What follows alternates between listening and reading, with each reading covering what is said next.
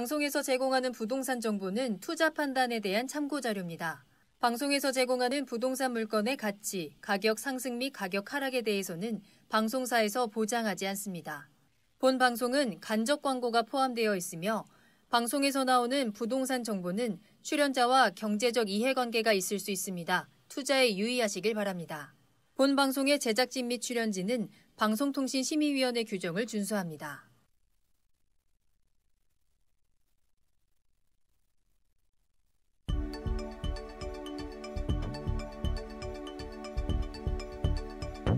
부동산의 모든 고민이 통하는 길 부동산 시그널. 안녕하세요. 저는 진행의 한보람입니다.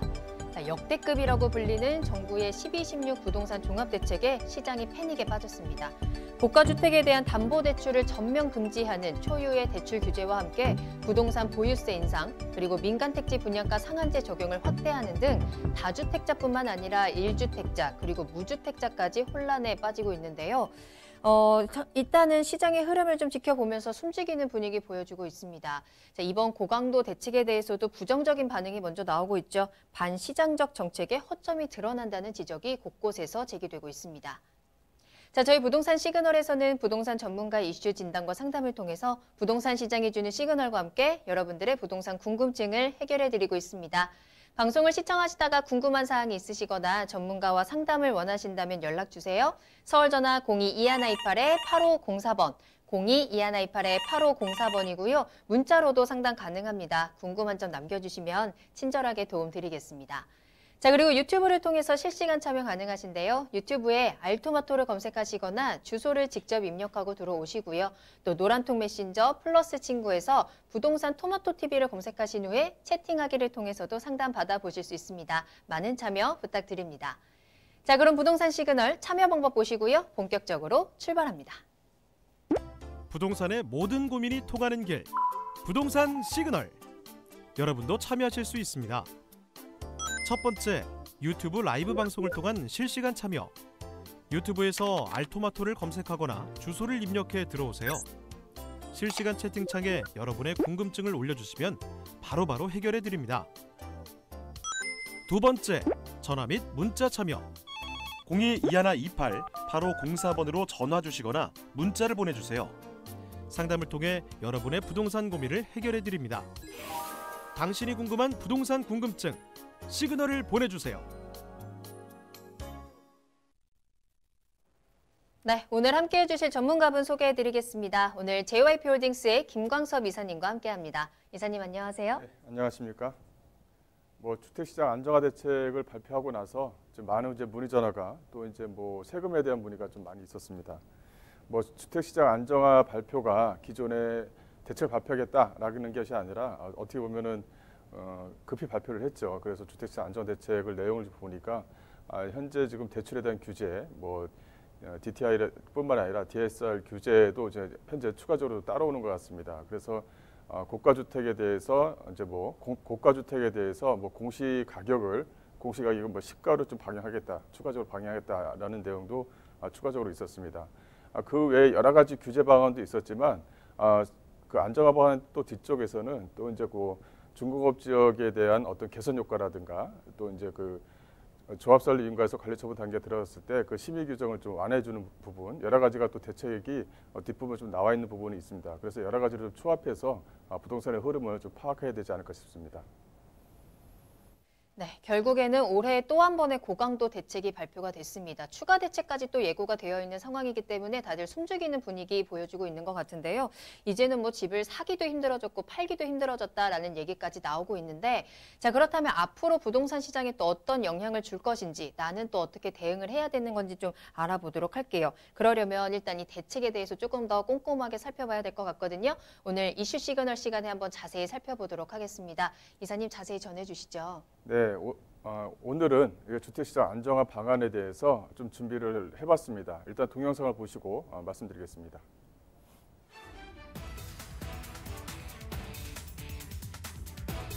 정부가 지난 16일 서울을 중심으로 한 수도권 지역의 주택시장 급등세를 잡기 위해 부동산 안정화 방안을 발표했습니다. 현 정부의 18번째 부동산 정책인 12.16 부동산 대책에는 투기적 대출 수요 규제를 강화함과 동시에 주택 보유 부담을 늘리는 형태의 강도 높은 대책이 담겼는데요.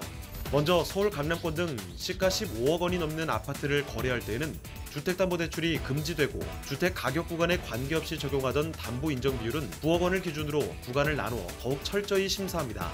9억 원 이하분에 대해선 동전대로 40%가 적용되지만 9억 원을 초과하는 주택은 초과분에 대해 20%만 적용됩니다. 민간택지 분양가 상한제 적용 지역도 대폭 늘어났습니다. 정부는 지난달 7일 서울 강남권을 중심으로 27개 동을 민간택지 분양가 상한제 지역으로 적용했었는데요. 이번에는 서울 13개구 전 지역과 5개구 37개 동, 경기도 과천, 하남, 광명시에 13개 동을 추가하는 등 더욱 강도 높은 부동산 대책을 내놨습니다. 사전 예고 없이 철저한 보안 속에서 발표한 12.16 부동산 대책, 한층 강화된 규제를 알아보고 향후 전망에 대해 더욱 자세히 살펴보겠습니다. 네, 이제 주택시장 안정화 방안을 좀 발표했었는데 이제 국토교통부라든가 국가에서 이런 발표를 하기 전에 어떤 이유가 있어야 되는 거죠. 그 이유에 대해서 잠깐 좀 생각을 한번 해보고 그 다음에 이제 내용에 대해서 좀 심층 분석을 좀 약간 해보겠습니다. 일단 서울의 전체적으로 아파트 가격이 올해 7월달 이후, 즉 6월달이죠. 7월달 이후로 이제 꾸준하게 좀 상승세를 유지하고 있다 이렇게 좀 보고 있는 거고요. 작년 같은 경우는 이제 그 9.13 대책 이후로 이제 가격이 전체적으로 가격 하락을 하면서 안정세를 좀 보이다가 이제 올해 이제 하반기에 들어서면서 가격 상승폭을 또 유지하면서 가고 있습니다. 거기에 이제 또 갭 투자라든가 호가 반영을 좀 진행하다 보니까 여기에 대한 어떤 그 규제책이 보완을 유지하면서 급히 이제 발표를 했던 부분도 있는 것입니다. 일단 가장 중요한 부분은 이제 강남 쪽인데요. 이 강남 쪽을 보시게 되면 강남 쪽도 마찬가지입니다. 전체적으로 빨간 글씨가 이제 올해 이제 2019년도 가격 상승 폭을 좀 볼 수가 있겠는데 6월 이후로 24주 연속 이제 상승세를 보이고 있고 이 상승세 자체가 이제 10월 달을 접어들면서 가파르게 또 상승을 또 유지를 하고 있습니다. 여기에 또 앞서 말씀드린 대로 이 전세, 소위 말하면 전세를 이용한 갭 투자 형태의 어떤 소위 말하면 이제 투기 세력이라고 하죠. 이 투자 세력들이 들어오면서 가격 상승폭을 계속적으로 유지를 하다 보니까 급히 이제 주택 시장에 대한 안정화 발표를 했습니다. 내용을 좀 보시게 되면 18년도 9.13 대책 이후로 32주간 아파트 값이 하향 안정세를 유지했는데 이 강남 쪽 주변 지역의 어떤 재건축 발로 인해서 상승세를 현재 좀 확산시키고 있다. 그래서 올해 12월 달 같은 경우는 작년도 마찬가지지만 이 보합을 유지하면서 하향 안정세를 보이는 게 평균적이었습니다. 그런데 오히려 11월 달이 접어들면서 가격 상승폭을 좀 가져가다 보니까 여기서 이제 규제책이 나오지 않았나 싶고요. 또 11월 6일 분양가 상한제 적용 이후에 적용되지 않은 동작구라든가 양천구 또 과천 지역의 미지역 중심부로 해서 기대 심리가 또 크게 작용했던 부분도 있었고요. 또 집값 상승 기대라든가 이 가격 상승에 따른 어떤 불안 심리가 매수세를 좀 확대를 해서 그래서 소위 말하면 이제 CSI라고 하죠. 이 가격에 대한 어떤 소비 심리 지수가 크게 좀 상승을 좀 현재 유지를 하고 있는 추세입니다. 최근 이제 보증금으로 인해서 갭 투자에 대한 어떤 비용도 좀 증가하는 추세를 보이고 있다. 이제 국토교통부의 판단은 그런데요. 이 서울 지역 같은 경우는 7월달에 약간 49.8%, 근데 19년도 11월 달 불과 약간 2, 3개월밖에 안 되지만 크게 약 56.1%로 크게 상승세를 좀 보이고 있다. 이 내용도 좀 있었던 것 같고요. 또 풍부한 시중 유동성 자금이 꾸준하게 좀 몰리고 있습니다. 현재 시중 안에 들어가는 시중 유동성 자금뿐만 아니라 이제 토지에 대한 보상, 이제 3기 신도시에 대한 발표로 인해서 토지에 대한 보상도 들어가 있는 부분이니까 전체적으로 관련 현상을 좀 보이고 있는 부분이 있다. 이렇게 좀 보이는 거고요. 또 하나는 이 저금리라든가 이 저금리로 인한 자금 조달 비용이 이제 현재 좀 낮고요. 또 LTV 규제로 인해 대출 규모가 제한되어져 있지만 높은 전세가율을 꾸준하게 좀 유지를 하고 있습니다. 서울 지역 같은 경우는 전세가 평균율이 약간 62% 정도가 되니까 거기에 대한 갭 투자, 전세 대출을 이용한 갭 투자를 투기 세력으로 보고 자금 조달을 원천적으로 차단하겠다라는 내용도 좀 포함되어져 있는 부분도 있습니다. 이제 세부적으로 약간 들어가면요. 일단은 투기적 대출 수요 규제를 강화하겠다라는 내용인데요. 여기에 이제 투기 지역이라든가 투기 과열주고, 즉 주담대에 대한 관리를 좀 강화시키겠다라는 내용입니다. 현재 좀 전체적으로 봤었을 때는 시가 9억을 초과하는 경우, 전에 같은 경우는 시가라는 표현을 안 하고 이제 공시지가라는 표현을 했었는데 이걸 이제 그 KB 시세에 따라서 시가대로 적용하겠다는 내용이 이제 포함되어져 있는 부분이 있고요. 또 초고가 아파트, 여기서 이제 초고가 아파트라는 것은 이제 고가 아파트, 초고가 아파트 이렇게 좀 나눌 수가 있을 것 같은데 고가 아파트는 뭐 9억 이상, 초고가 아파트는 뭐 15억 이상 이렇게 좀 기준을 마련하는 것 같아요. 그래서 초고가 아파트에 대한 주담대를 좀 금지하겠다는 내용이 있고요. 또 이제 여기에서 주담대에 대한 실수요자 요건을 좀 강화시키겠다. 이 내용도 포함이 되어져 있습니다. 전체적으로 뭐냐면 이 갭 투자를 좀 방지하겠다. 이제 갭 투자를 하는 어떤 그 투자 세력들을 미연에 좀 방지하겠다는 내용이 포함이 되어져 있는데요. 예전 같은 경우는 이제 공적 보증에 대해서 이제 대출 규제가 좀 강화가 됐었죠. HUG라든가. 근데 이거는 이제 사적 보증, 서울 보증에서도 의뢰를 해서 서울 보증, 즉 사적 보증에서도 전세 대출이 좀 규제를 좀 받을 수 있도록 개선해 나가겠다 이런 내용이 좀 있었고요. 전세 대출 위에 그 고가로 이제 9억 이상의 어떤 고가 신규 주택을 매입했을 경우에는 전세 대출을 좀 제한시킨다든가 아니면 회수를 한다든가 해서 아예 갭 투자를 방지하겠다라는 내용도 좀 포함되어져 있는 부분이 있습니다. 내용을 좀 보시게 되면 그 투기적 대출 수요 규제를 강화하겠다는 내용인데 현행 같은 경우는 구간에 상관없이 LTV 약간 40%를 좀 적용을 했습니다. 하지만 이제 개선이 되게 되면 요거는 이제 16일 날 발표했으니까 17일 날부터 이제 적용이 되는 거죠. 구간이 약간 9억 이하분 같은 경우는 LTV 약간 40%를 적용하고요. 구간이 9억 초과분에 대해서는 LTV 20%를 적용하겠다는 것입니다. 따라서 현행 같은 경우는 14억에서 약 40%면 한 5억 6천만 원 정도가 대출이 나왔었는데 개선된 내용을 보게 되면 9억까지는 40%를 적용하고 9억 초과분 약간 5억 정도는 20%를 적용해서 약간 4억 6천만 원이 되는 거죠. 이렇게 갭 투자하시는 분들한테는 대출에 대해서는 약간 1억 정도의 투자금이 더 필요한 거고 실수요자 입장에서도 오히려 또 1억 정도의 또 실수요금이 더 필요한 겁니다. 여기에 대해서 또 개선책이 좀 있어야 되지 않을까 싶고요. 여기 또 대출 규제, 이 수요 규제 강화를 보게 되면 현행입니다. 이 투기 지역이나 투기 과열 지구에 대해서는 다주택자 세대에 대해서는 대출을 좀 금지하겠다. 이 현행입니다. 세대 및 무주택자 세대에 대해서는 40% 정도로 규제를 했었는데 이게 이제 개선이 되는 겁니다. 이 가게라든가 개인 사업자, 법인 등 모든 차주에 대해서 이제 투기 지역이나 투기 과열 지구의 초고가 아파트, 이 시가로 약간 10억을 초과하는 경우에는 이제 대출이 안 나오도록 이렇게 규제를 한 거죠. 여기서 초고가 아파트 같은 경우는 이제 적용을 했죠. 이제 시가라는 표현을 했었는데 이제 공시지가가 아니라 시가라는 표현을 해서 가급적이면 시세에 맞게 이제 적용하겠다는 내용이 좀 포함이 되어져 있는 겁니다. 여기서 단지 예외 조항이 재개발이나 재건축 조합원이 1주택 세대로서 사업 추진 전에, 즉 조합 설립 인가 전에 일정 기간, 즉 1년 이상 거주를 했다 그러면 여기에서는 뭐 불가피한 경우이기 때문에 이런 부분 좀 제외를 하겠다라는 내용이 좀 포함이 되어져 있는 부분이고요. 또 하나 좀 보시게 되면 그 주담대에 대한 실수요자 요건을 좀 강화시켰는데요. 이 내용이 여기서는 좀 약간 좀 내용이 있습니다. 규제 지역 내 1주택 세대 같은 경우는 2년 내에 기존 주택 처분하는 조건으로 해서 무주택 대에서는 고가주택을 구입하는 경우 2년 내 전입하는 것을 조건으로 주담대가 좀 가능했었습니다. 하지만 개선을 보게 되면 이 고가주택 기준으로 해서 공시가격을 9억에서 여기 보시게 되면 공시가격 9억에서 이제 시가로 이제 9억 원으로 변경을 하고 또 투기 지역이나 투기 과열 지구에서는 1주택 세대에 한해 주택 구입 무주택 세대의 고가주택에 대해서 1년 내에 이제 전입 천입이 가능하도록 이제 1년 안에 전입도 해야 되고 처분할 수 있도록 이렇게 좀 내어져 있는 겁니다. 여기 보시게 되면 1주택 세대 같은 경우는 2년 대 기존 주택을 이제 처분하는 경우가 되었었는데 여기 이제 1년 대 처분 및 절입을 해야 되는 거고요. 또 9억 이상의 어떤 고가주택, 초과주택 같은 경우는 무주택 세대라 하더라도 2년 내 전입을 이제 1년 내 전입으로 이제 바꾸겠다라는 내용이 포함되어져 있습니다. 요거는 이제 이번 이제 17일 날부터 이제 적용되는 적용 대상이다 이렇게 좀 보시면 될 것 같고요. 그다음에 사적 보증입니다. 앞서 말씀드린 대로 이 전세 대출의 어떤 규제를 공적 보증 수준으로 좀 강화하겠다는 것입니다.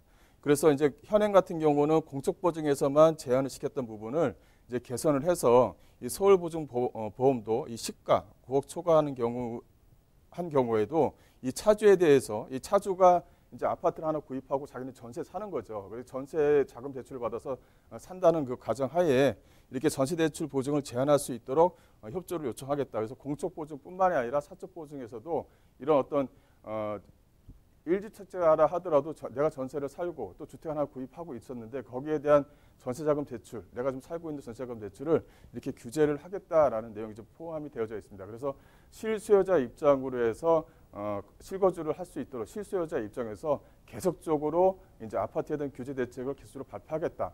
혹시 지금 현재 입장에서도 이 주택 안정화 방안이 안정화 방안으로 해서 가격 상승의 어떤 폭을 꺾지 못한다면 좀 더 강한 규제책을 발표하겠다라는 내용도 좀 포함되어져 있는 부분이 있거든요. 그래서 현재 같은 경우는 충고를 해서 좀 더는 좀 지켜봐야 될 부분이 있다. 이렇게 좀 말씀 좀 드릴 수가 있을 것 같아요. 여기서 또 중요한 부분이 또 하나가 있죠. 이 주택 보유 부담을 좀 강화해서 이 종부세에 대한 부담을 좀 강화시키겠다는 것입니다. 그래서 현실화율이 약 70%이고 공정시장 가액 비율이 약간 90% 정량했었을 때 이 3억 이하, 뭐 예를 들어 94억 초과 같은 경우는 좀 더 종부세에 대한 어떤 규제 대책을 실효적으로 좀 두겠다는 것입니다. 이 개정 포인트를 보게 되면 약간 0.123해서 이제 요 포인트대로 해서 좀 개정을 좀 시켰는데 요걸 좀 더 추가적으로 해서 3주택 이상이라든가 조정 대상 지역 2주택 같은 경우는 좀 더 종부세에 대해서 실효율을 좀 더 개선시키겠다라는 내용이 좀 포함되어져 있는 부분이 있습니다. 그리고 이제 조정 대상 지역 같은 경우는 2주택자에 대한 세부담 상한율을 200%에서 300%로 확대하겠다 이런 내용이 있는데요. 이제 이런 말이죠. 이 조정 대상 지역 내에 이 종부세 세부담이 이제 작년 같은 경우는 내가 이제 100만 원을 냈다고 한다면 올해 같은 경우는 예를 들어서 240만 원이 나왔다. 그렇다면 이제 200% 기존에 같은 경우 200%니까 200만 원만 냈으면 되는데 이걸 300%로 확대를 했기 때문에 240만 원을 내야 된다는 것입니다. 그래서 이 조정 대상 지역 내 2주택자에 대한 세부담 상한을 확대시키겠다. 이제 추가적으로 계속 강화시키겠다라는 내용이 나온다면 이런 부분에 대해서 세율 조정을 해서 좀 더 강화시키겠다라는 내용이 좀 포함될 수가 있을 것 같습니다. 그런데 여기서 이제 하나 좀 특이한 것이 이제 고령자 같은 경우는 세액을 좀 공제율을 좀 확대시켜 주는 것입니다. 그러니까 실거주를 하시고 오랫동안 그 거주를 하시면서 가지고 계셨던 그런 어르신들한테는 세금에 대한 부담을 좀 더 완화시켜 주겠다라는 내용이 하나 좀 포함이 되어져 있는데요. 이 현행 같은 경우는 전체적으로 고령자의 어떤 그 나이에 따라서 또 보유 기간에 따라서 전체적으로 합계를 약 한 70% 정도를 공제를 했었는데 이걸 이제 10% 정도 더 올렸습니다. 그래서 고령자의 나이와 보유 기간에 따라서 이 공제 한도 자체를 고령자 장기 보유를 합쳐서 약간 80% 이상을 좀 확대를 했다라는 내용도 약간 좀 특이점이 있습니다. 또 하나는 이제 실수요 중심으로 해서 양도세 제도를 좀 포함하겠다라는 내용이 이제 포함이 되어져 있는데요. 여기 현행 같은 경우는 1세대 1주택자 같은 경우는 거주 기간과 상관없이 이제 보유 기간 기준으로 최대 약간 80% 정도의 특별 공제를 좀 뒀습니다. 보시게 되면 1주택인 경우에는 기간에 따라서 즉 거주 기간과 상관없이 이렇게 기간에 따라서 이제 그 세액 공제를 줬었는데 여기 이제 안에다가 이제 거주 요건을 좀 둔 것이죠. 그 개선 효과를 보게 되면 1세대 1주택자에게 장기 보유 특별 공제를 최대 80%를 유지하되 이 거주 요건을 추가적으로 뒀다는 것이 여기서 이제 좀 포인트가 좀 작용합니다. 그래서 24%를 보유와 거주 기간을 나눠서 뒀다는 데 의미가 있고요. 예를 들어서 보유는 내가 5년 용전을 하고 있었고 내가 거주를 약간 2년 정도를 했다면은 이렇게 해서 포함이 된다는 거죠. 그래서 5년 정도를 가지고 있었다. 거주를 한 2년 정도 했다고 한다면 여기서 이제 20%하고 12%를 더해서 약간 32% 정도의 세액 공제를 준다. 이런 내용이 좀 포함이 되어져 있습니다. 그래서 가급적이면 이제 실수요자 아파트를 샀으면 또 주택을 샀으면 이제 거주해서 살아라 그 의미입니다. 이제 더 이상 갭 투자로 투자하지 말고 실수요자 입장을 더욱 이렇게 강화시키겠다라는 내용입니다. 그래서 세액 공제도 더 많이 주고 거주하면서 오랫동안 보유를 했으면 그만큼 공제액을 많이 줘서 양도세 면제 혜택을 준다든가 여러 가지 혜택을 줄 테니까 이 아파트를 투기로 보지 말고 투자로 보지 말고 일단은 실거주하는 실거주 용도로 봐달라라는 규제입니다. 이런 것들이 이제 계속적으로 실거주자 중심으로 해서 계속적으로 이제 규제가 들어간다는 것이죠. 이런 부분이 좀 남아 있는 것이고요. 또 2년 이상 거주자에 한해 1세대 1주택자 장기 보유 특별 공제를 적용을 하겠다라는 내용이 좀 포함이 되어져 있는데요. 조정 대상 지역 일시적 2주택자 전입 요건 추가 및 중복 보유 허용 기간을 좀 단축하겠다는 내용입니다. 현행 같은 경우는 조정 대상 지역 내에 일시적 2주택자는 신규 주택을 취득한 날로부터 2년 이내에 기존 주택을 양도할 경우 1주택으로 보아서 비과세를 했죠. 개선을 보시게 되면 신규 주택 취득 일로부터 1년 이내에 해당 주택으로 전입을 하고 그다음에 1년 이내에 기존 주택을 양도하는 경우에 한해 이제 비과세를 주겠다는 내용입니다. 그래서 일시적인 뭐 1가구 2주택자도 조립 여건을 좀 앞으로는 추가하겠다라는 내용입니다. 이것도 지금 현재 그 법을 개정해서 하는 것이 아니라 이제 17일 날부터 이제 적용하는 이 12월 17일부터 이제 계약을 해서 진행했을 경우에는 이 규정에 적용을 받는다 이렇게 좀 보시면 될 것 같고요. 신규 주택에 대한 기존 임차인이 있는 경우에는 임차인이 있으니까 어쩔 수가 없지 않습니까? 그런 경우에는 전입 의무 기간을 임대차 계약 종료를 봐서 약 한 2년까지는 좀 운영을 할 수 있도록 그렇게 해주겠다라는 내용이 좀 포함이 되어져 있습니다. 또 이제 7일주의 중심의 양도세 제도를 좀 보완하겠다라는 내용이 있는데요. 이제 가장 중요한 부분은 이제 양도세죠. 이제 얼마만큼 내가 양도세를 내야 되는 부분이 있고 또 양도세에 대한 규제가 강화가 되어 있고 묶여져 있다 보니까 팔고 싶어도 못 파는 그런 어떤 그 수요층들도 있지 않겠습니까? 이걸 이제 계속적으로 어떻게 풀어줄 것이냐라는 내용이 좀 포함이 되어져 있죠.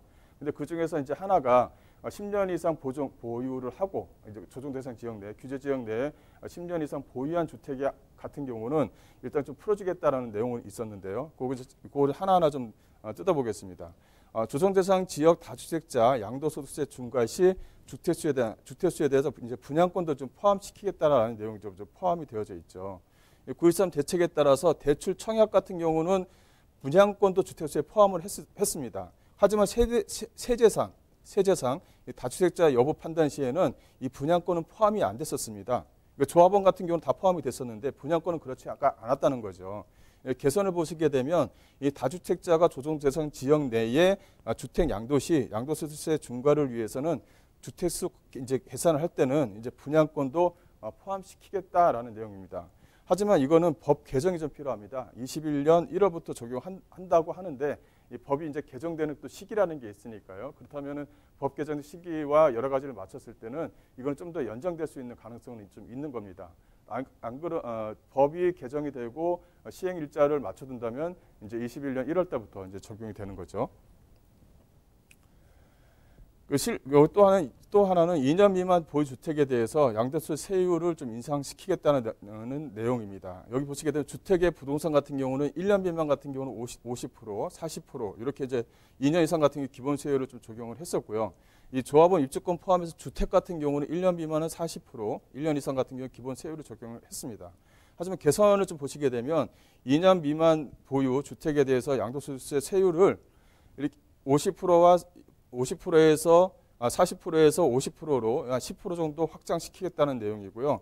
1년에서 2년 사이는 이제 기본 세율이라는 건 이제 그 6%에서 20% 그 구간이죠. 구간 동안의 세율을 좀 적용하겠다라는 내용입니다. 그래서 양도세율을 인상시키겠다라는 내용도 좀 포함이 되어져 있습니다. 그 다음에 또 이제 그 조정 대상 지역 내 다주택자 양도세 중과를 한시적으로 배제하겠다는 내용이 좀 약간 좀 특이한데요. 현행 같은 경우는 조정 대상 지역 내에 주택 양도시 양도세를 좀 중과를 했죠. 그래서 장기부의 특별공제를 적용을 배제시켰는데 이 다주택자가 조정 대상 지역 내에 보시게 되면 요건이 이제 있는 거죠. 이제 구성 요건이라는 게 다주택자, 그 다음에 조정 대상 지역, 그 다음에 10년 이상 이렇게 좀 포함이 되어져 있습니다. 이렇게 다주택자, 조정 대상 지역 10년 이상 보유한 주택을 양도하는 경우 한시적으로 양도세 중과 배제 및 장기 보유 특별 공제를 적용을 해주겠다. 좀 약간 좀 풀어주는 내용입니다. 하지만 10년이라는 기간이라는 게 있는 거죠. 그래서 뭐 단기적으로 매입을 해서 하고자 하는 뭐 투기 세력들은 여기에 포함이 안 되는 것입니다. 그래서 이런 어떤 구성 요건을 좀 잘 보셔야 된다. 그래서 12월 17일 발표 대책 다음 달부터 20년 6월 말까지, 그러니까 내년 6월 말까지 양도하는 주택에 이제 적용이 되는 것입니다. 이 양도하는 주택에 대한 개념은 계약일을 따지겠죠. 계약일 기준으로 해서 따지는 부분이 있기 때문에 이런 부분은 좀 참조하셔서 보셔야 된다. 또 이런 어떤 양도세에 대한 제도 보완, 즉 그 어떤 그 다주택자가 팔고 싶어도 지금 현재 좀 세금 때문에 못 파는 그런 경우를 제 생각에는 점차적으로 좀 보완을 해주지 않을까 싶어요. 그래서 현재 시점에서는 그 다주택자의 어떤 적용 기간, 또 조정 대상 지역, 또 10년 이상 이런 저 내용이 포함이 되어져 있는 부분이 있지만 이런 것을 점차적으로 확대시켜 주어서 어떤 다주택자가 팔 수 있게끔 어떤 숨통을 틔워줄 수 있는 여건을 좀 꾸준하게 좀 마련해 주지 않을까. 그 이유는 뭐냐면 현재 20년과 20년 같은 경우는 서울 지역에 공급되는 아파트 물량이 약 한 4만 호 정도가 4만 2천 정도가 됩니다. 2019년 같은 경우는 약 한 4만 4천 호 정도가 공급이 됐었는데 비슷하게 현재 좀 공급이 되는 거죠. 즉 입주하는 그 물건을 말하는 겁니다. 하지만 21년 이후에는 입주 물량이 거의 한 50% 밑으로 좀 떨어지게 됩니다. 그래서 이런 부분과 어떤 어울려서 다주택자 많이 가진 아파트를 보유하신 분들이라든가 주택을 보유하신 분들이 팔 수 있는 여건을 좀 계속적으로 마련해 두지 않을까. 그러면서 전체적으로 가격 자체를 하향하면서 평준화시키도록 좀 만들어내지 않을까. 이런 내용을 좀 볼 수가 있을 것 같고요. 또 하나 좀 말씀드릴 게 하나가 더 있는데 현재 이렇게 그 가격이 좀 팔 수 있게끔 가격 여건을 마련해 두지만 현재 서울에 있는 가격 자체의 아파트 평균가가 약 8억대가 넘습니다. 거의 한 9억 가까이가 되죠. 어떻게 보면 좀 그 위쪽에 켜져 있는 어떤 거품은 아직까지는 살아있는 부분이 있습니다. 현재 시점에서는. 그런데 이런 어떤 대책을 보고 아파트에 대한 가격 자체가 점차적으로 하락할 여지는 상당히 좀 많이 남아있는 겁니다. 그렇다면 실수요자 입장에서입니다. 실수요자 입장에서는 아파트를 매입하는 시기 자체를 좀 약간 좀 늦춰야 되는 여지가 있는 겁니다. 이제 좀 급하게 서둘러서 현재 아파트에 대한 가격이 거래량에 비해서 아파트 가격이 좀 올라가고 있는 추세죠. 거래는 적고 호가가 현재 좀 시세를 반영하는 그런 추세를 좀 보이고 있으니까요. 그렇다면 오히려 실수요자 입장에서는 아파트에 대한 매입 시기를 상반기에 잡는 것보다는 오히려 하반기 쪽에서 잡는 게 좀 더 유리하지 않나 싶습니다. 전체적으로 이거 외에도 뒷부분에 좀 많이 남아있는 내용들이 있는데 시간 관계상 여기까지는 추격을 하고요. 또 하나 말씀드려야 될 부분은 이 주택시장 안정화 방안을 발표했다고 해서 규제만 계속적으로 발표하는 게 아닙니다. 앞서 말씀드린 대로 중공업 지역의 어떤 그 용적률에 대한 제한을 좀 어느 정도까지 개선시키겠다는 내용도 안에 좀 포함이 되어져 있는 부분이 있고요. 또 하나는 그 가로주택 정비 사업도 활성화시키겠다. 현재 지금 1만 제곱미터 기준으로 되어 있는데 이걸 2만 제곱미터 기준으로 해서 좀 보편화시키겠다라는 내용도 포함이 되어져 있습니다. 이건 이제 도심 재생과도 관련되어져 있는 부분이죠. 또 하나는 그 현재 지금 그 재개발이라든가 이 재건축을 진행하고자 할 때 안에 들어가는 그 심사에 대한 기준 요건을 기간 자체를 좀 이렇게 단축시켜둬서 좀 안에 좀 예산이 좀 들어간다 하더라도 현재 지금 재개발과 재건축이 재개발 조합에서 관리처분 단계에 접어든다든가 관리처분에서 이제 이주 단계에 접어들었을 때 어떤 그 심사 기간을 좀 많이 줄여서 원활하게 재개발과 재건축을 좀 진행을 할 수 있도록 좀 도와주겠다라는 내용도 좀 포함이 되어져 있습니다. 그래서 주택시장 안정화 방안 발표는 규제만 보시는 게 아니라 전체적으로 한번 보셔서 좀 판단하시길 좀 바라겠습니다. 네, 12.16 부동산 대책 주택시장 안정화 방안에 대해서 좀 꼼꼼하게 짚어드렸습니다. 이 기습 발표에 의해 시장이 좀 일시정지된 상태입니다. 내년 시장을 준비하는 상황에서 또 어려움도 많이 겪으실 것 같은데요. 전문가 이야기 직접 들어보세요. 무료 세미나 준비되어 있습니다. 12.16 부동산 정책 이후에 2020년 부동산 시장 전망입니다. 1부와 2부로 나눠서 진행이 되고요. 1부에서는 2020년 주택시장 분석과 달라지는 세법에 대해서, 2부에서는 2020년 투자 유망 지역 분석 및 선점 전략에 대해서 이야기 나눠보도록 하겠습니다. 1월 8일 수요일 오후 2시에 진행이 되고요. 강남역 1번 출구 앞에 3원타워 3층으로 찾아가시면 되겠습니다. 세미나는 예약이 필수이기 때문에 아래 나가는 전화번호로 문의 전화 꼭 주세요. 서울 전화 02-2128-8504번, 02-2128-8504번 열어두겠습니다. 네, 저는 잠시 후에 부동산 상담 시그널로 돌아오겠습니다.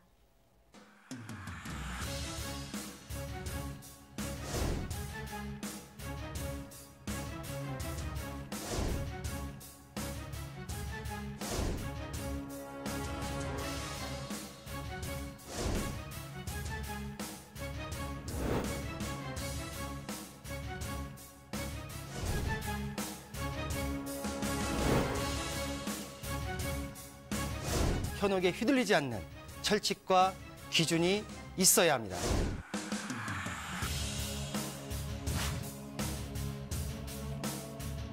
여러분의 소중한 자산, 어디에 얼마나 있는 것이 아닌 어떻게 흘러가는지 파악해야 합니다.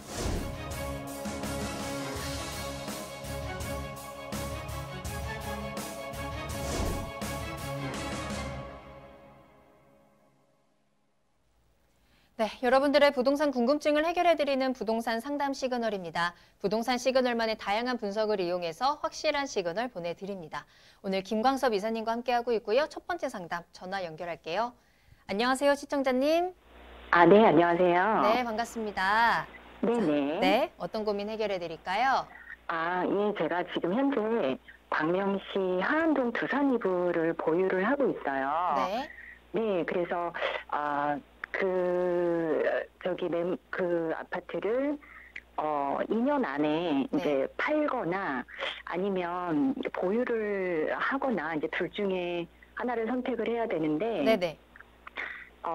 만약에 판다면 매도 시기는 언제 정도가 좋을지, 네, 네, 그리고, 만약에 전망이 괜찮다면 보유하고 있는 것도 괜찮은지 네. 전문가님 그 의견을 좀 듣고 싶어서 전화드렸거든요. 알겠습니다. 전화 잘 주셨고요. 이 광명 하안동의 아파트는 보유하신 지는 얼마나 되셨을까요? 지금 3년 됐습니다. 3년 정도 되셨고 거주를 하셨나요?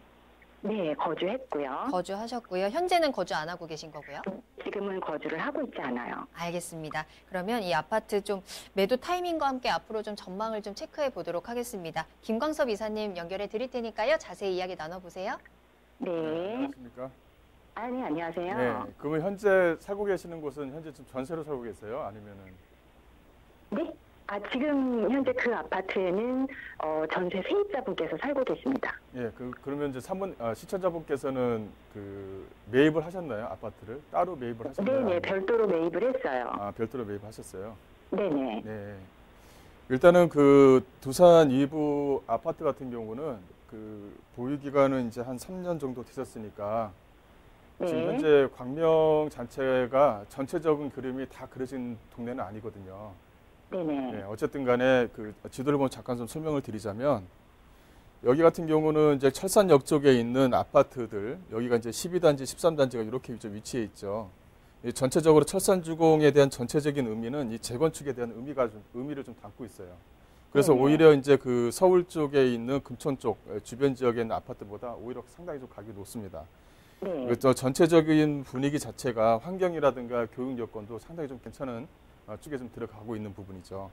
중요한 네. 부분은 이제 7호선 라인 자체가 이게 강남까지 실어 나를 수 있는 직장인들 대상으로 한 이 직장인 수요층을 끌어들일 수 있는 그러다 보니까 이 철산역 쪽의 주변에 있는 아파트들의 가격이 지금 잘 반영이 되고 있습니다. 현재 지금 재건축도 현재 지금 진행을 하고 있는 부분이 있는데 내부적으로 진행 속도는 좀 약간 더디지만 어쨌든 전체적으로 재건축은 잘 진행이 될 것 같습니다. 왜냐하면 네. 전체적으로 분위기 자체가 재건축에 대한 분위기 흐름으로 좀 잘 타고 가고 있는 부분이 있고요.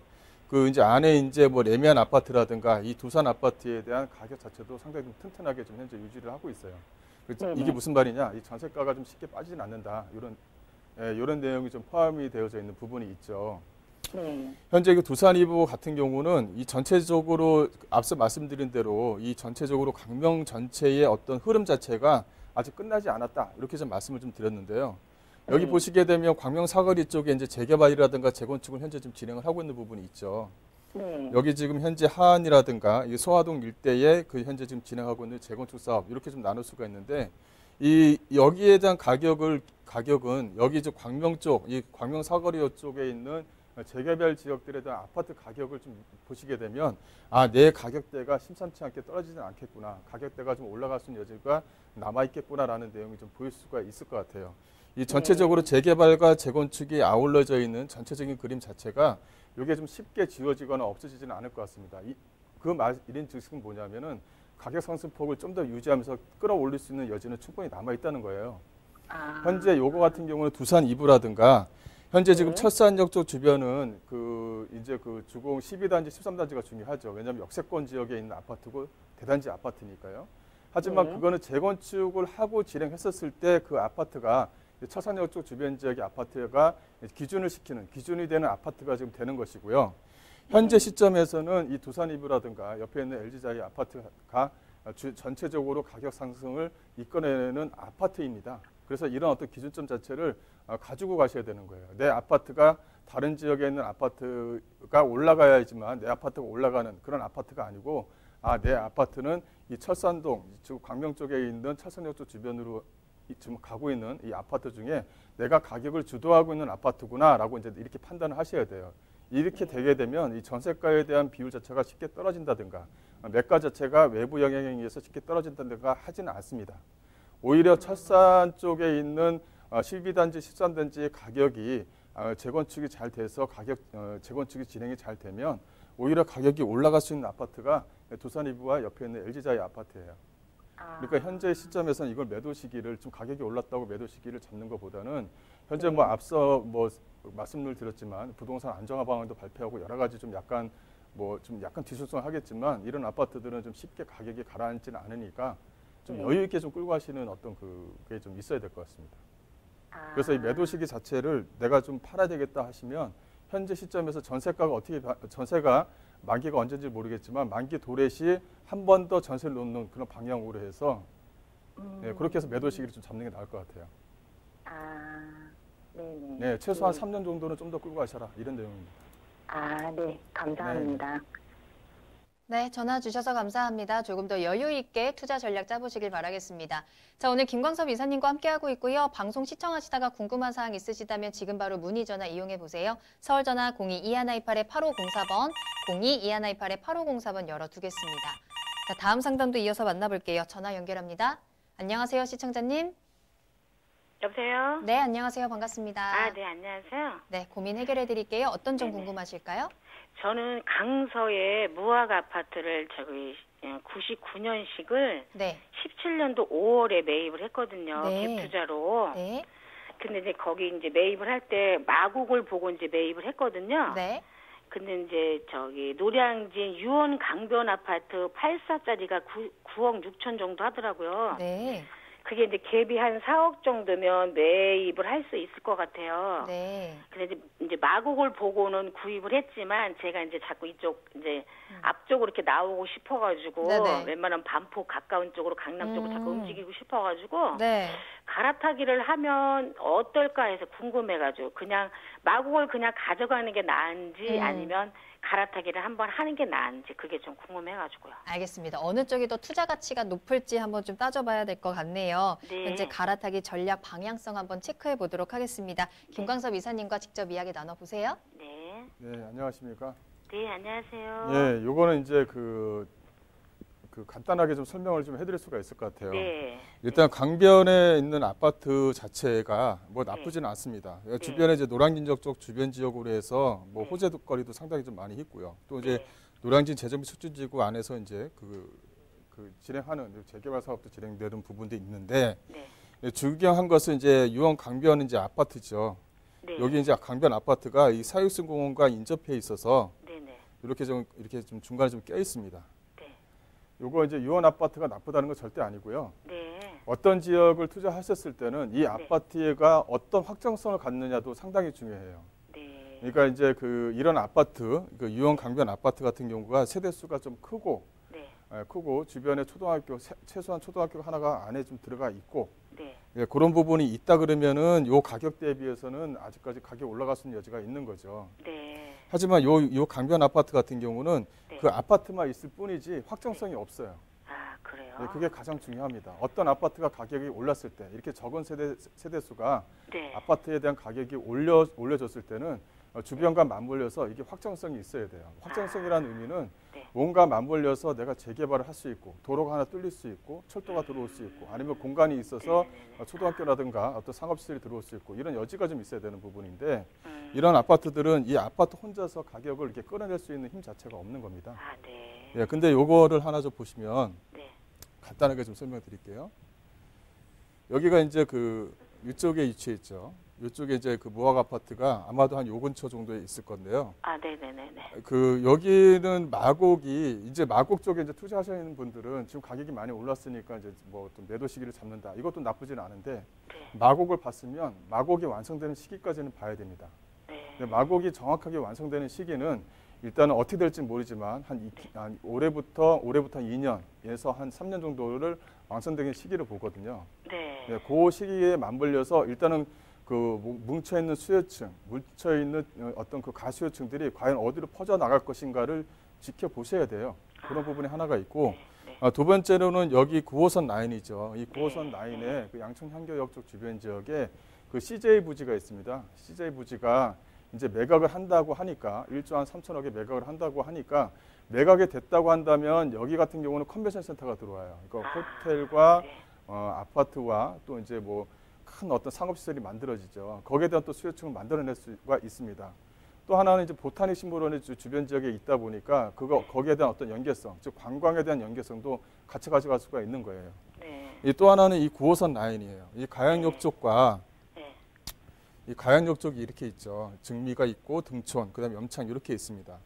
이제 이렇게 되게 되면 이 마곡지구에서 그 발생되는 그 이제 소위 말하면 소규모 회사라고 하죠. 대기업과 같이 연구 진행을 한다든가 같이 무슨 어떤 일을 진행해서 연구개발비와 받아서 이제 진행하는 그런 회사들이 있을 거지 않습니까? 네. 이제 회사들이 이제 이 안쪽으로 들어와요. 이제 가양역 쪽에는 지산이 현재 지금 꾸준하게 좀 만들어져 있고 두 번째로 만들 수가 있는 것이 바로 염천역 쪽 주변 지역이에요. 네, 염천역 쪽은 가용할 수 있는 토지들이 있습니다. 네, 그러다 보면 여기와 증미역, 가양역 쪽 요 라인으로 해서 수요층은 좀 두텁게 만들어질 수가 있을 것 같아요. 지금 현재 그 아파트 자체가 이 염천역과는 좀 약간 거리는 있지만 그 주변 지역의 세대수가 그 무학 아파트가 세대수가 적다 하더라도 주변 지역과 어울려서 같이 가격 상승을 가져갈 수 있는 여지는 남아 있는 겁니다. 네, 또 하나는 이 월드컵 대교가 이제 내년에 이제 개통이 되죠. 네, 월드컵 대교가 개통이 되면 위쪽에 있는 상암 DMC와도 연결이 돼서 오히려 상암 DMC에 있는 직장인 수요층을 이쪽 안쪽에서 받습니다. 이유는 뭐냐면 목동과 가까이 위치했고 또 그 상업시설 또 그 소위 말하면 그 학교와 관련되어져 있는 그 교육 환경 시설이 상당히 조금 위에보다는 아직까지는 밑에가 좀 상당히 폭이 좀 넓기 때문에 오히려 수요층들을 이쪽에서 끌어낼 수가 있는 여지가 있는 거예요. 그래서 전세가에 대한 비율 상승이 좀 개선될 여지가 남아있는 동네 중에 하나입니다. 물론 장점만 있는 것이 아니라 단점도 있죠. 여러 가지가 있지만 장점이 좀 더 많은 지역에 위치해 있는 물건이기 때문에 이쪽에서 좀 보유하셨기 때문에 여기 같은 경우는 한 4년 정도를 좀 더 보유하셔라 이렇게 도움해드릴게요. 네, 오늘 김광섭 이사님과 함께 여러분들의 부동산 궁금증 다양하게 해결 도와드렸습니다.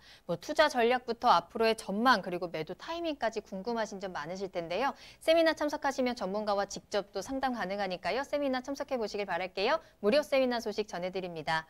12.16 부동산 정책 이후에 부동산 시장 전망 짚어드리도록 하겠습니다. 2020년에 주택시장 분석해드리고 세법에 대해서도 짚어드리고요. 또 투자 유망 지역은 어디인지 또 어떻게 하면 선점할 수 있는지 전략까지 함께 세워보도록 할게요. 세미나는 1월에 열립니다. 1월 8일 수요일 오후 2시에 만나보시고요. 강남역 1번 출구 앞에 3원타워 3층으로 찾아가시면 되겠습니다. 세미나 참여를 희망하시거나 또 궁금하신 사항 있으시다면 언제든지 아래 나가는 전화번호 이용해보세요. 서울전화 02-2128-8504번 계속해서 열어두겠습니다. 네, 부동산 시그널 계속해서 김광섭 이사님과 함께하고 있습니다. 이번에는 투자 정보 알아보는 시간인데요. 오늘 만나볼 투자 정보는요. 먼저 경기도 수원시 인계동으로 가서요. 오피스 전해드리도록 하겠습니다. 기본 정보부터 입지 그리고 가격은 어떻게 형성되어 있는지 한번 살펴볼게요. 이사님. 네, 그 인계동에 있는 오피스입니다. 요새 이제 그 틈새 상품으로 주목을 끌고 있는 게 이런 오피스 물건과 지식산업센터 이런 물건들이 인기를 끌고 있습니다. 이 대출에 대한 규제가 아직까지는 좀 괜찮게 좀 나오는 부분이 있기 때문에 소위 말하면 소액 투자로 인기가 있다 이렇게 좀 말씀드리겠는데요. 이 본 물건 같은 경우는 수원시청역, 이 수원시청역 하게 되면 바로 이제 삼성 디지털 디지털 시티가 있는 곳이죠. 거기서 약간 1.8km 범위 안에 있기 때문에 충분하게 좀 수요층을 만들어낼 수가 있고요. 또 좀 인계동 하게 되면 웍자 상권과 어울려서 많은 상업시설이 안에 좀 뭉쳐져 있습니다. 그래서 여러 가지 직장 수요층들을 좀 충분히 낼 수 있는 그런 지역에 위치했다. 상당히 조금 안정적인 지역에 위치해 있는 그런 물건이다. 이렇게 좀 보시면 될 것 같고요. 규모 자체는 지하 6층, 지상 18층으로 좀 구성이 되어져 있습니다. 본 물건 같은 경우는 21년 8월 달에 준공 예정이고요. 매매가 자체가 1억 4,800만 원 정도인데요. 대출과 보증금을 활용하시게 되면 약간 소액 투자로 좀 가능하다. 이렇게 좀 말씀 좀 드릴 수가 있을 것 같습니다. 입지 여건을 좀 말씀드리자면 본 물건은 이 분당선 수원시청역에서 약 한 500m, 제걸음으로 약 한 4분 정도 거리에 위치해 있겠죠. 도보 약 한 5분 거리에 위치했다 이렇게 좀 보시면 될 것 같고요. 삼성전자뿐만 아니라 바로 위쪽에 이제 광교 신도시도 좀 위치해 있습니다.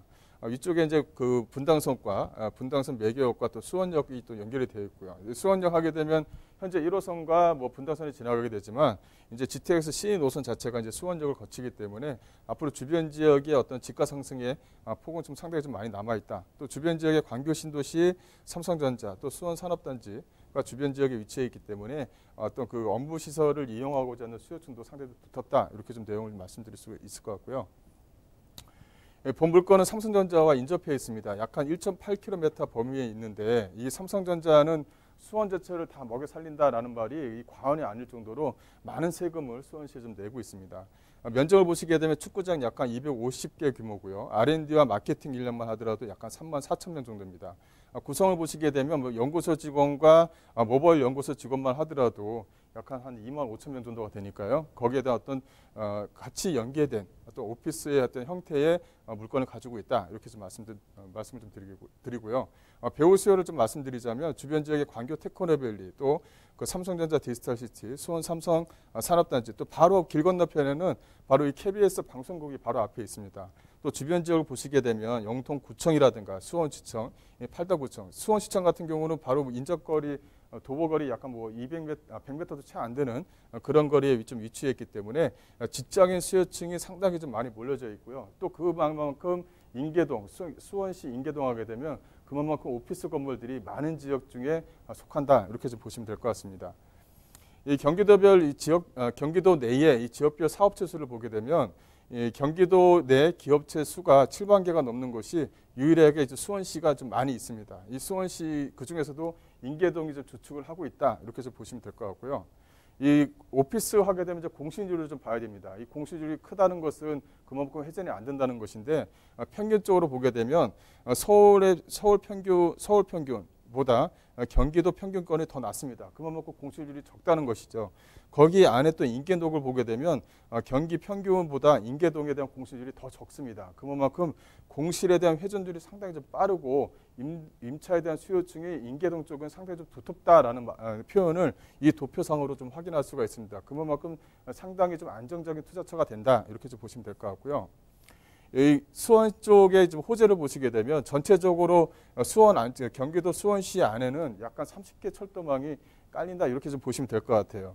일단은 수원역을 기점으로 해서 KTX와 직결이 되는 사업을 현재 좀 진행을 하고 있고요. 또 수원역 하게 되면 GTX C 노선과 직결이 됩니다. 그래서 수원역과 가까이 있는 수원시청역 주변 지역, 인계동 쪽 주변 지역에 임대가 상승이라든가 집가 상승의 여지는 충분히 있다. 이렇게 좀 말씀드릴 수가 있을 것 같고요. 또 본물건 같은 경우는 이 매개역 쪽 주변 지역에 그 또 인터체인지가 도로가 또 하나 생깁니다. 고속도로 도로에 인터체인지가 하나 생기는데 거기에 인접거리에 있다 이렇게 좀 말씀드리겠습니다. 그래서 직장인들을 봤었을 때는 출퇴근이 상당히 좀 용이한 지역에 위치해 있는 물건이다라고 좀 보시면 될 것 같고요. 안에 이제 뭐 신수원선이라든가 분당선 연장 사업이라든가 또 신분당선 또 사업이 있죠. 여러 가지 교통에 대한 호재거리가 이 물건지 쪽 주변 지역에 다 뭉쳐져 있다 이렇게 좀 보시면 될 것 같습니다. 또 하나는 이제 오산과 용인 고속도로 연결 사업인데요. 앞서 말씀드린 대로 본물건지 바로 옆에 이 팔달 IC가 이제 하나 생기죠. 이 팔달 IC 수원 쪽으로 지나가는 이 도로 자체는 약 한 17.3km 정도가 되는데 이게 한 11km 정도가 지하화 사업으로 좀 진행합니다. 그래서 지하로 해서 대도심으로 대신도로에서 지하로 좀 지나가는 고속도로다 이렇게 좀 보시면 될 것 같은데 물건지 바로 앞에 팔달 IC에서 차량으로 약간 1분 거리 정도밖에 위치해 있지 않기 때문에 지리적인 이점이 상당히 많은 그런 물건이다 이렇게 좀 정리를 해드릴 수가 있을 것 같고요. 건물 특징을 보시게 되면 본 물건 같은 경우는 이 섹션 오피스가 줍니다. 하지만 4층, 5층 같은 경우는 사우나와 피트니스로 구성이 되어져 있고요. 1층과 3층은 근린생활시설, 또 옥탑 같은 경우도 옥상 정원으로 좀 꾸며놔서 여기도 근린생활 용도가 들어간다라는 내용이 좀 포함이 되어져 있고요. 여기 이제 사우나단과 피트니스는 사거리 코너변에 위치했다 보니까 여기는 벌써 이제 4층, 5층 같은 경우는 임차가 맞춰질 정도로 사거리 코너변 지리적인 이점이 상당히 좀 많은 그런 지역이다 이렇게 좀 정리를 해드릴 수가 있을 것 같습니다. 건물 특징을 보게 되면 이 섹션 오피스에 맞는 어떤 니즈들을 좀 충분히 방영했다 이렇게 좀 보시면 될 것 같은데요. 그만큼 음식점 편의점이라든가 사우나 또 루프탑에 또 상가도 만들 예정이고요. 또 내부적으로 이렇게 휴게실과 회의실을 만들어서 휴게 공간과 회의실을 전체적으로 같이 사용할 수 있게끔 만들어낸 그런 물건이다라고 이제 보시면 될 것 같습니다. 그만큼 접견실과 북카페, 탕비실을 만들어서 고객들이라든가 고객들의 어떤 접대에 누가 되지 않도록 상당히 좀 편의시설을 잘 만들어냈다는 것도 하나의 좀 특징이고요. 또 옥상이라든가 태양광을 설치해서 에너지 사용을 좀 절감시킬 그런 내용입니다. 예상 가격 좀 분석을 하게 되면 1억 4,880만 원인데요. 이거 이제 부가세 별도로 좀 진행합니다. 예상 임대가는 천에 약 한 65만 원 정도가 가능하고요. 대출이 약간 1억 1,900 정도가 가능하기 때문에 대출과 보증금을 활용하시게 되면 실투자금 약 한 2천만 원 정도로 안정적인 투자가 가능한 물건이다라고 말씀드릴 수 있겠습니다.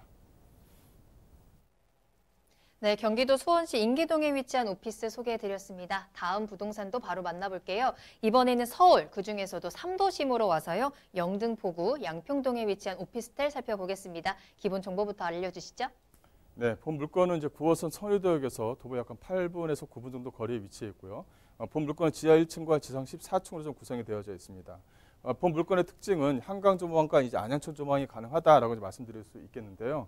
이 방송이 나가고 나서 이 한강 조망권 물건들은 거의 이제 마무리가 됐다. 그래서 안양천 조망권에 있는 물건들이 아직 많이 남아 있다 이렇게 말씀드릴 수 있을 것 같고요.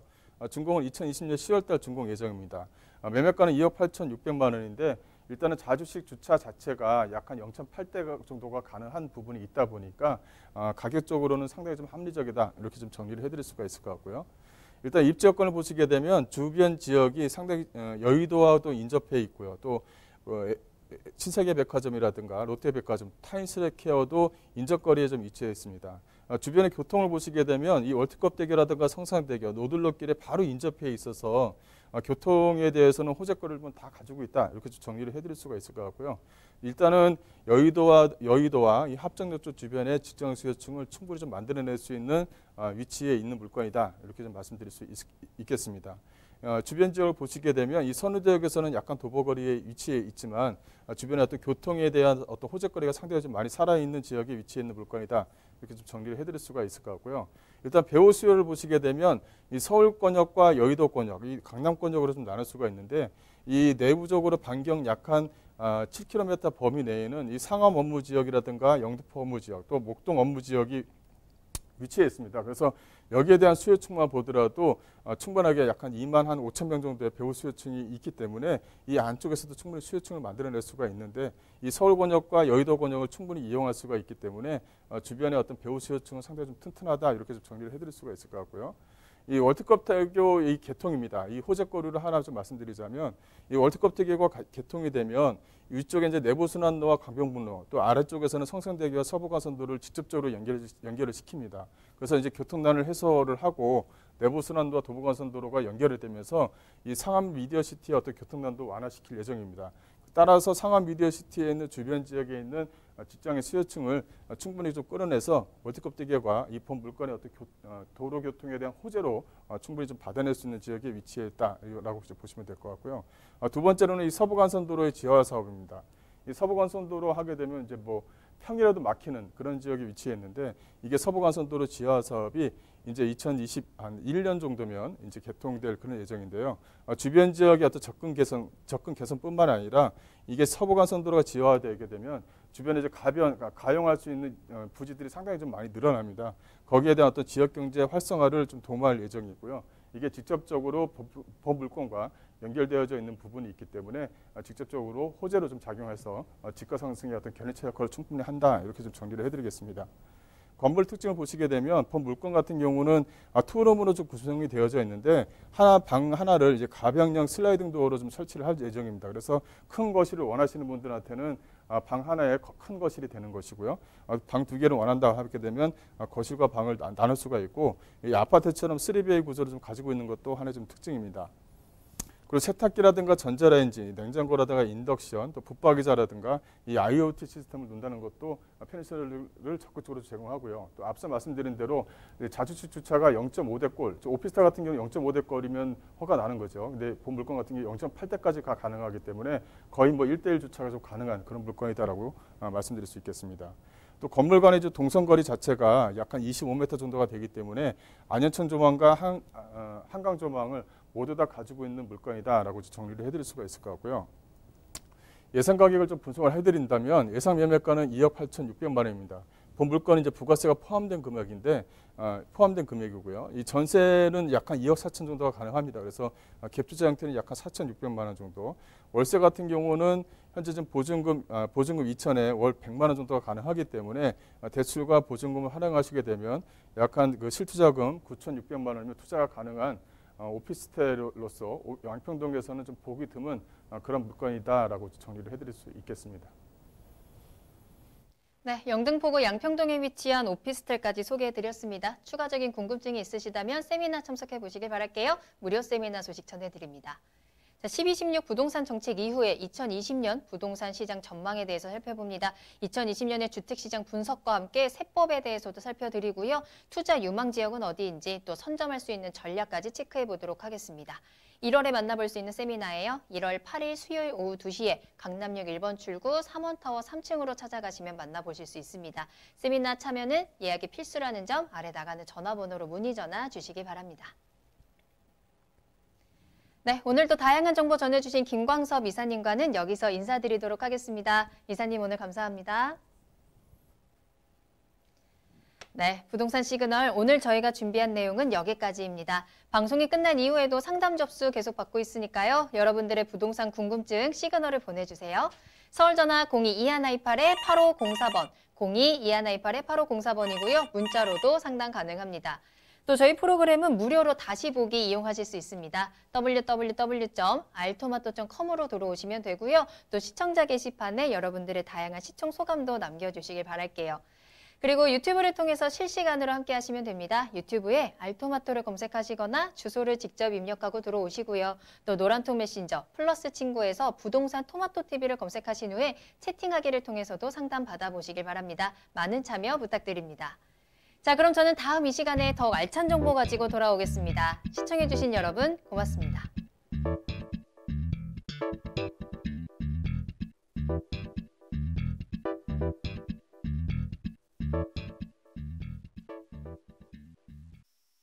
본 방송에서 제공하는 부동산 정보는 투자 판단에 대한 참고 자료입니다. 방송에서 제공하는 부동산 물건의 가치, 가격 상승 및 가격 하락에 대해서는 방송사에서 보장하지 않습니다. 본 방송은 간접 광고가 포함되어 있으며 방송에서 나오는 부동산 정보는 출연자와 경제적 이해관계가 있을 수 있습니다. 투자에 유의하시길 바랍니다. 본 방송의 제작진 및 출연진은 방송통신심의위원회 규정을 준수합니다.